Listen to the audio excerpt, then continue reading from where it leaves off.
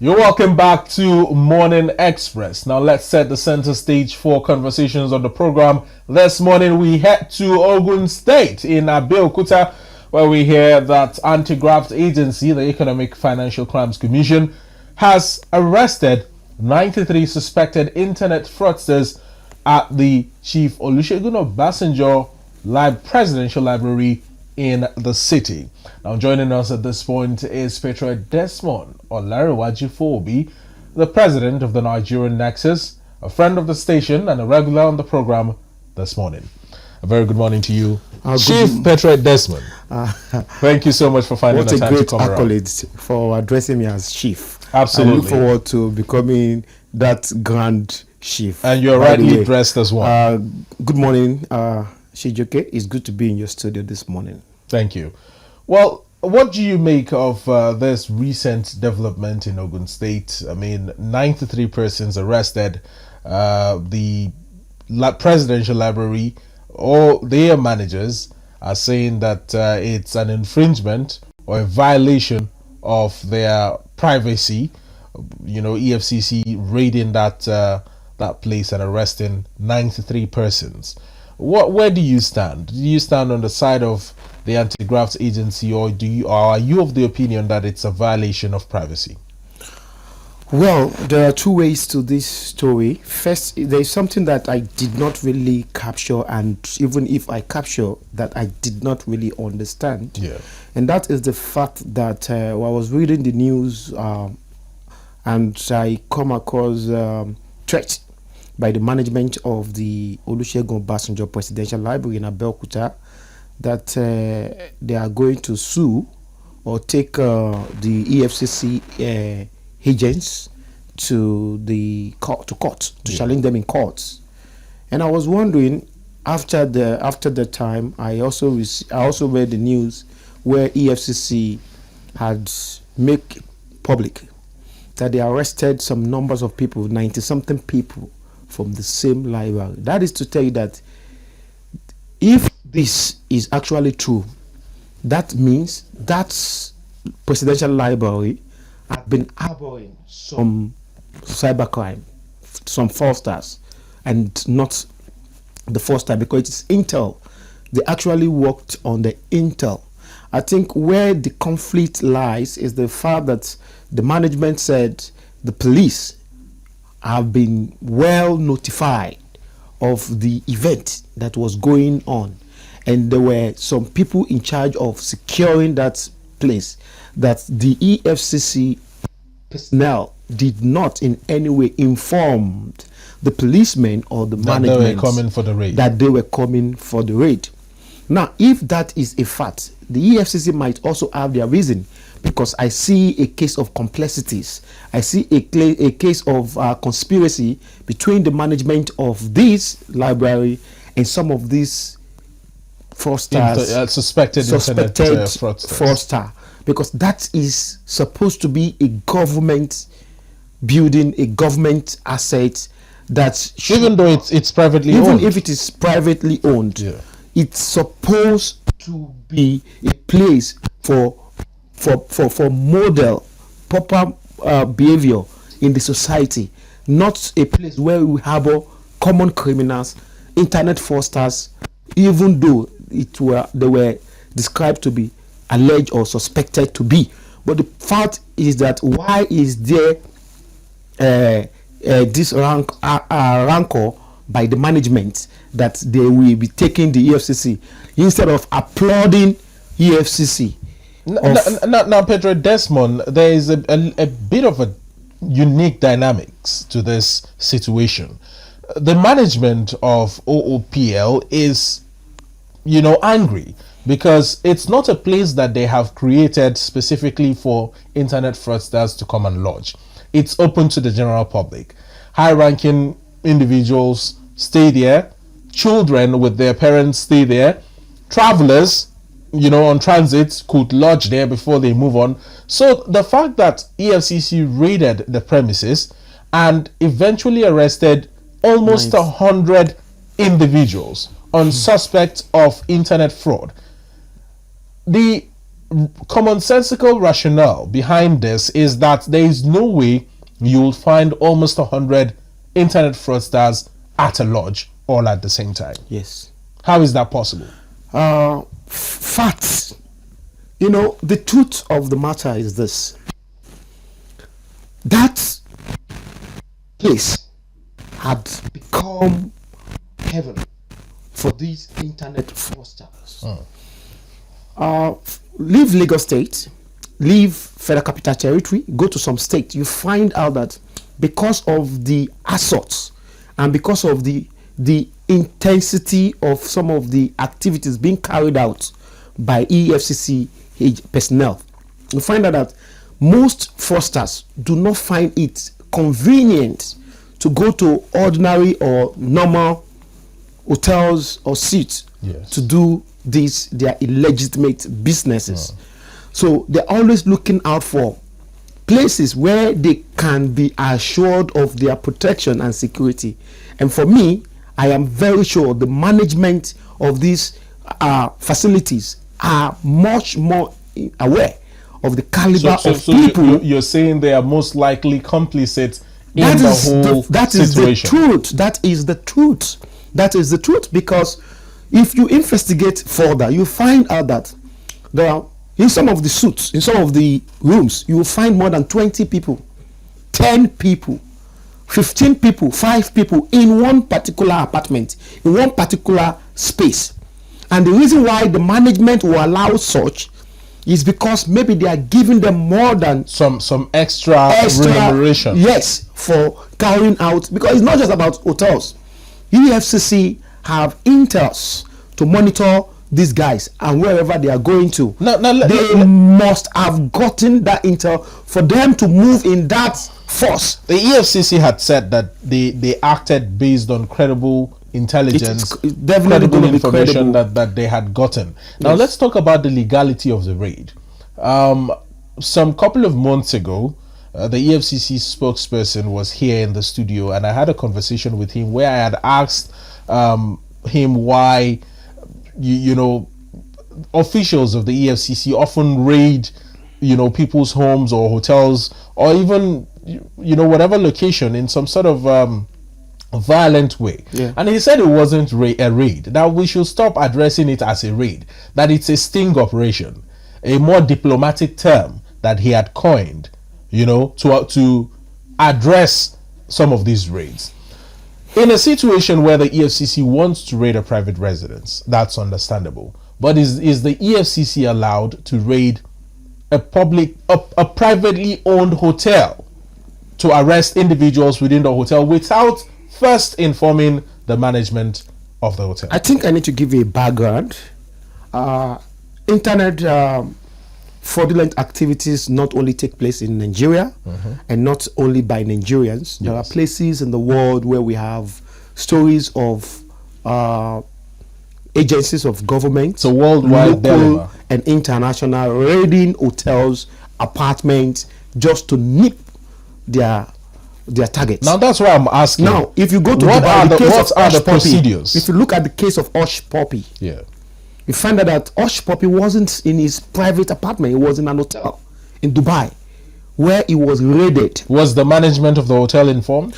Now, you see, one of the problems we have in this country, Nigeria, we have always advocated for local solution to local problems. Part of the problem we've had is that most Nigerians, parents, it is that worse to the point that some parents even abate these evils among their children, even helped their children to secure sham, juju and all that for protection so that they won't be caught for these illegal activities. So in a country where almost everybody is a suspect, everybody finds in a more organized corporate organizations, people are accomplices to criminality in banks, in police stations and the rest of them. So you may not blame the EFCC for doing this way at this time, even when it is against the normal international standard. Yes, it is a fact. It's not something you expect any official of any agency to come and admit that they raid homes and all that.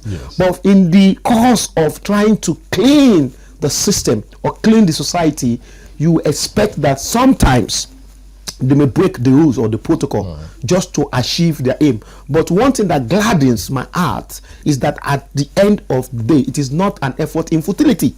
At least recording 100, do you know the number of damage that has caused a lot of people, the global world, and the image he has painted Nigeria? So sometimes we need to understand that there are things that is substandard in behavior that some of our agents, security agents, will have to compromise just to sanitize the system. When you talk about compromise, yes. When you talk about compromise, and you were trying to narrate how 100 people, or almost 100 people, being arrested and it being publicized is denting the image of the nation. What would you rather have the EFCC or even the media do? Downplay the numbers or completely keep it hidden from the public? No, it is even the case of lack of patriotism or advocacy. On whose part? From the management of the hotel. Okay. You see, it may not be the first time that EFCC will write the management of some businesses. Do you know that there are some businesses that even network Yahoo boys? I am very privy to this fact. Some people will promise them protection. There are some places where they will tell you, come and smoke your India hemp. That police cannot come and invade. Come and do your criminality here. As long as you're ready to pay. We are settling the police, we are settling the EFCC and the rest of them. Now, if EFCC is aware of this kind of arrangement, you don't expect them, because ordinarily the management should be arrested with the culprits. But they won't do that because of civility. But in normal arrangement and based on the issues or what is obtainable in this part of the world, some of these culprits as originally supposed to be arrested with the owners of those facilities.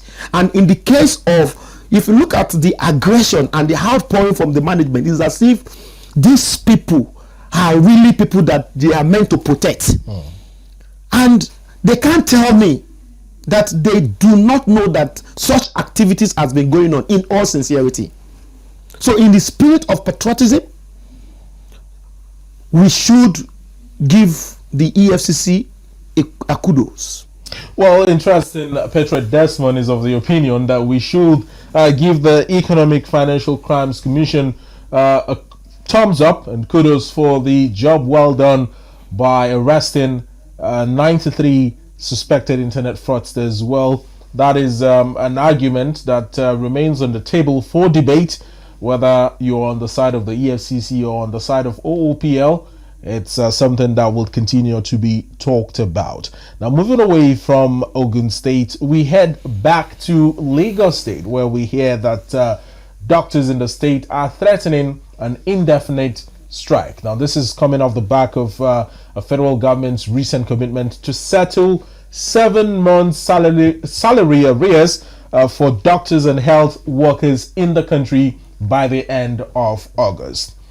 Pedro Desmond, are you perhaps of the opinion that maybe in Nigeria we tend to be more reactive than proactive? That is it. That's because recently we saw nurses in the country going on embarking on strike, and now doctors are threatening in Lagos, and the federal government is just saying, oh, don't do that.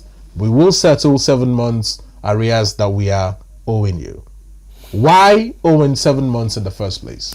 You see, sometimes I really cannot establish the position of our governance and whether we are making progress, whether we are progressing or we are retrogressing.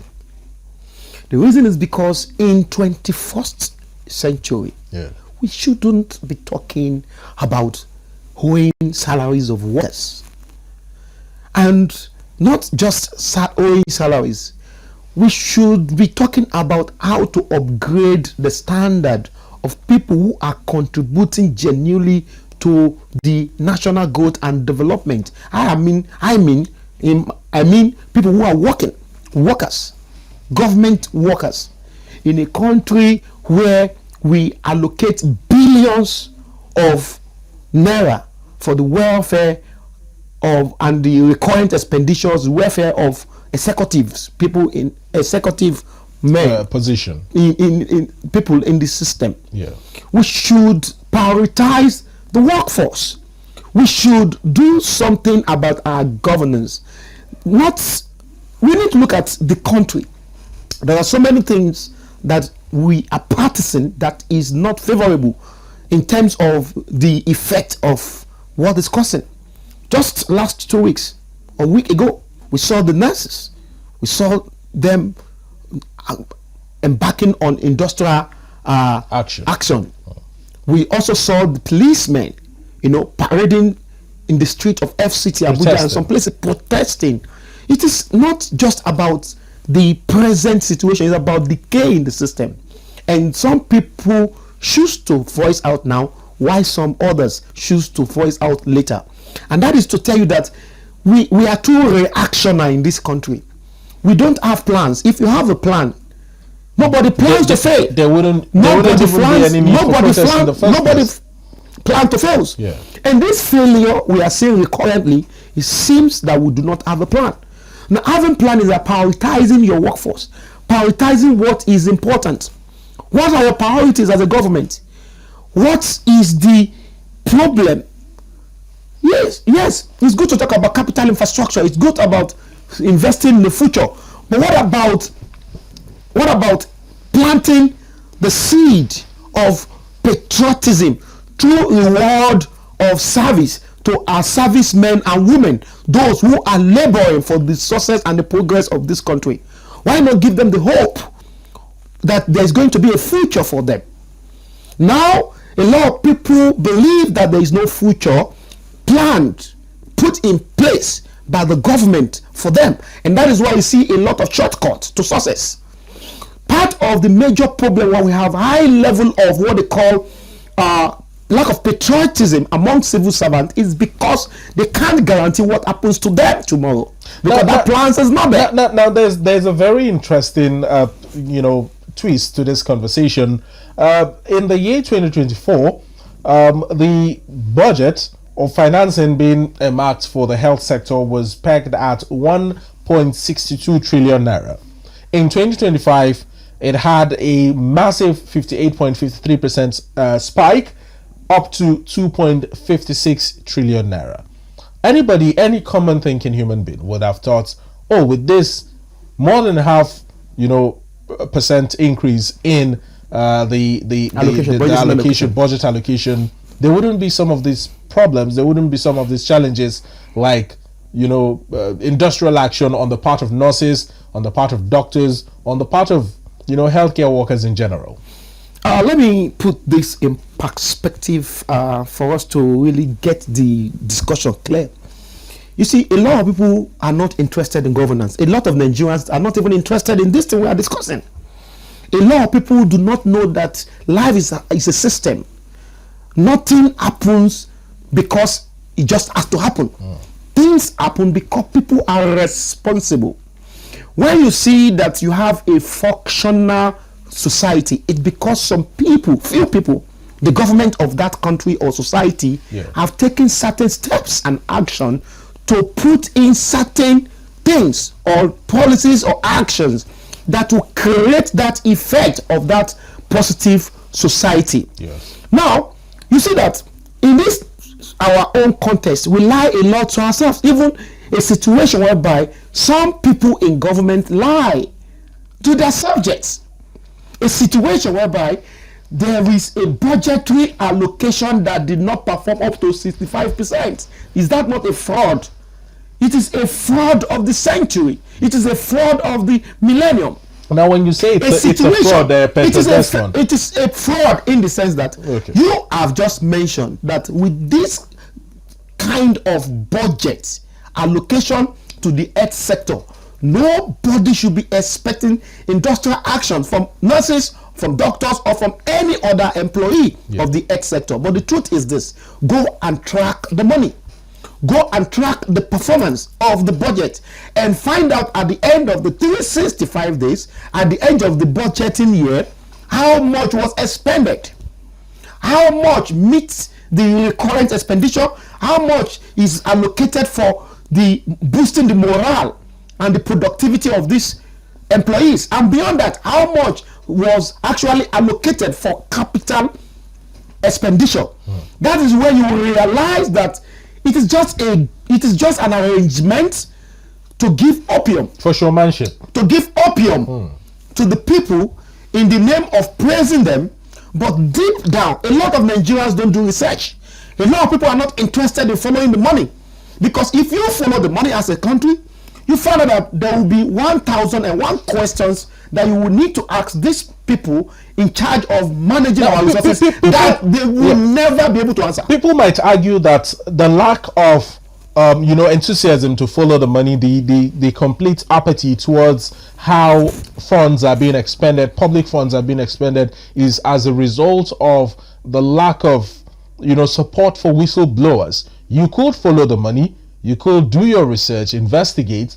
However, when you blow this whistle, nobody listens. When you blow the whistle, people hear, but nobody listens. That's the problem. You see, a crime or this illegality and criminality has been, people are behind this criminality and illegality are so sophisticated to the point that even the person, the first-hand receiver that you're going to complain to is accomplice in the whole scheme. Yes, it's complicit in the whole scheme. You see, you find out that it is a systematic arrangement from everybody that have a stake. Nobody goes into crime without carrying every stakeholders involved or along in that crime. And that is why you see that if we arrest one person and we use that person as a scapegoat, our system, our financial law, our criminal justice system, our system, our constitution itself, there are so many aspects of it that needs to be repealed. There are so many aspects that needs to be that deals with this criminality and fraud that needs to be rejigged. Yeah. Because you find out that people now find stealing, corruption more lucrative, in the sense that they have a systematic way of protecting themselves. Now let me tell you what happened in the banking system as an example. Imagine a situation whereby you have an asset that you are going to use in order to collect loan from the bank, and then the same system, the same employee of the bank will meet the customers and said, your property is valued at 500 million, but we are going to upshoot it. They are going to raise the value to maybe 1.5 billion. Yeah. Then you will now be able to access about 1 billion naira loan from the bank. Yes. Now you have a 70% to yourself. Give us 30%. Then give us 30%. Don't bother paying back. Let them come and seize your property. You can imagine that kind of system. And that is what happened in almost every aspect of our life. Even in the procurement of this budget, I've voted under no circumstances would any government want to renovate ICC with 48 billion, 720 billion to build an airport. You see, to entirely rebuild an airport, to renovate or do one or build. You see, well, the minister had argued, the minister of aviation, I want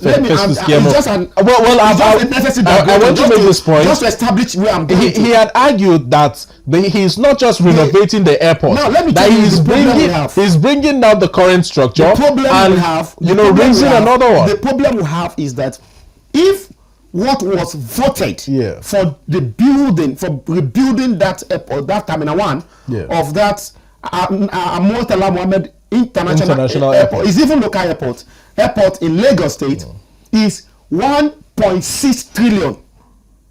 He will still be able to defend it. That is the problem. That's where the problem lies.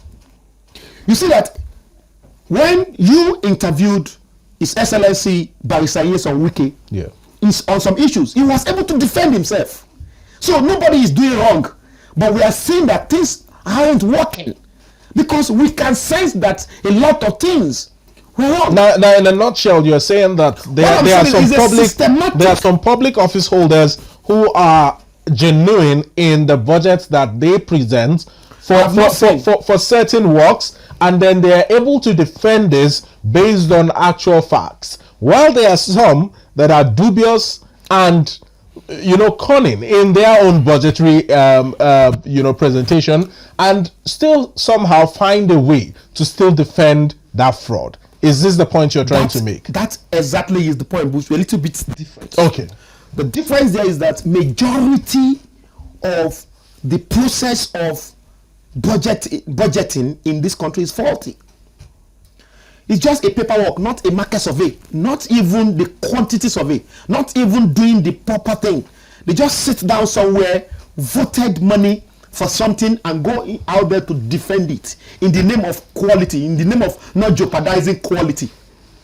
You see, I kept going back to the case of ICC.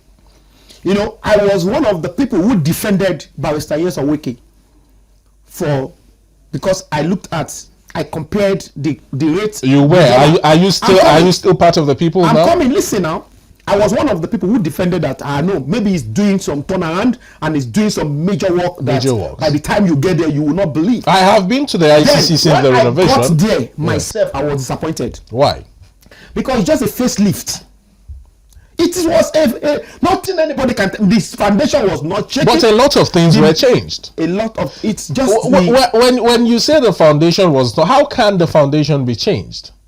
No, when I say maybe you do some readjustment, you do to the actual structure. But you will agree with me, Patriot Desmond, that it's not just a facelift.